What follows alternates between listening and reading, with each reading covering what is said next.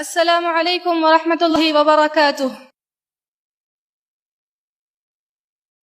الحمد لله رب العالمين والعاقبة للمتقين، نبينا محمد وعلى آله وصحبه أجمعين ومن تبعهم بإحسان إلى يوم الدين.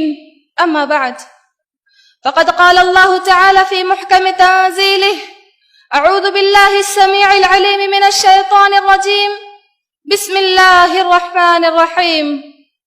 إن الذين قالوا ربنا الله ثم استقاموا تتنزل عليهم الملائكة ألا تخافوا ولا تحزنوا وأبشروا بالجنة التي كنتم توعدون. وقال النبي صلى الله عليه وسلم: قل آمنت بالله ثم استقم. رئيس الحفلة والضيوف الكرام وأساتذتي الأعزة وأخواتي في الله، موضوعي في هذه الحفلة السعيدة أهمية الاستقامة في حياة المسلم.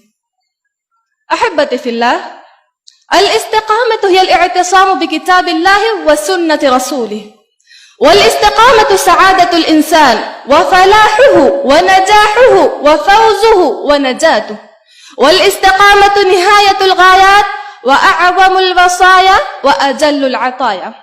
الاستقامة في الشرع هي سلوك الطريق المستقيم من غير تعويج عنه يمنة ولا يسرى، ويشمل فعل الطاعات كلها الظاهرة والباطنة، وترك المنهيات كلها كذلك. أحبتي في الله، الاستقامة هي التزام منهج الإسلام، وهي درجة عالية تدل على كمال الإيمان وعلو الهمة. قال الله تعالى في سورة الفصلت: إن الذين قالوا ربنا الله ثم استقاموا تتنزل عليهم الملائكة ألا تخافوا ولا تحزنوا وأبشروا بالجنة التي كنتم توعدون. وقال تعالى في سورة الأحقاف: إن الذين قالوا ربنا الله ثم استقاموا فلا خوف عليهم ولا هم يحزنون. قد بين الله سبحانه وتعالى في هذه الآيات حال المؤمنين في الآخرة، فقال: إن الذين قالوا ربنا الله، أي لا رب لنا غيره ولا إله لنا سواه، ثم استقاموا فلم يشركوا به في عبادته أحدا، فأدوا الفرائض واجتنبوا النواهي وماتوا عليها، تتنزل عليهم الملائكة ويبشرونهم أي أنتم مقدمون في البرزخ ولا تحزنوا على ما خلفتم وراءكم وأبشروا بالجنة التي كنتم توعدونها في كتاب الله وسنة رسوله.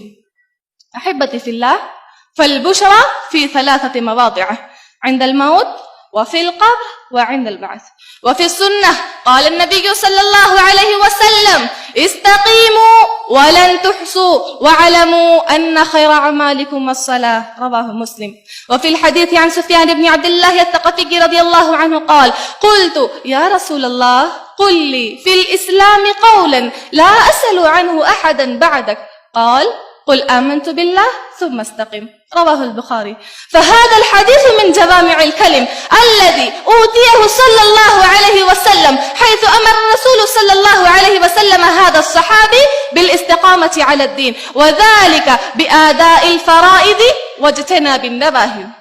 أحبتي في الله، أن للاستقامة ثمرات عديدة، فمنها الأول: تتنزل على أهل الاستقامة السكينة، كما قال الله تعالى في سورة الفصلت: إن الذين قالوا ربنا الله ثم استقاموا تتنزل عليهم الملائكة.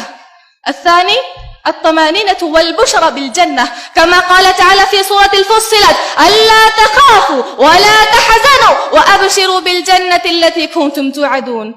الثالث: سعة الرزق في الدنيا، كما قال تعالى في سورة الجن: وأن لو استقاموا على الطريقة لأسقيناهم ماء غدقا. أحبتي في الله، فمن أهمية الاستقامة مما يدل على أهمية أمور، فمنها الأول: أنها في حقيقتها تحقيق للعبودية التي هي الغاية من خلق الإنس والجن، وبها يحصل للمرء الفوز والفلاح، كما قال تعالى في سورة يونس: فاستقم كما أمرت. كما أمر الله تعالى بالدعاء للاستقامة، فقال تعالى في سورة الفاتحة: اهدنا الصراط المستقيم. الثاني أن الله تعالى أمر رسوله صلى الله عليه وسلم بتحقيقها، وكذلك كل من كان معه، كما قال تعالى في سورة يونس: فاستقم كما أمرت ومن تاب معك. الثالث أن الله تعالى أمر أيضا أنبياءه، كما قال تعالى في حق موسى وأخيه هارون عليه السلام: قد أجيبت دعوتكما فاستقيما. أحبتي في الله، من أهم أسباب الاستقامة ووسائل الثبات عليها، من أهم أسباب الاستقامة هي إرادة الله لهذا العبد الهداية، وشرح صدره للإسلام، وتوفيقه للطاعة والعمل الصالح. الثاني الإخلاص لله تعالى ومتابعة رسوله صلى الله عليه وسلم، كما قال تعالى في سورة البقرة: وما أمروا إلا ليعبدوا الله مخلصين له الدين. الثالث التوبة والاستغفار، قد علق الله تعالى النجاح والفلاح بالتوبة، كما قال تعالى في سورة النور: وتوبوا إلى الله جميعا أيها المؤمنون لعلكم تفلحون. أخيرا أدعو الله أن يجعلنا من عباده الذين استقاموا على صراط مستقيم، وصلى الله على نبينا محمد وعلى آله وصحبه أجمعين، وآخر دعوانا أن الحمد لله رب العالمين، والسلام عليكم ورحمة الله وبركاته.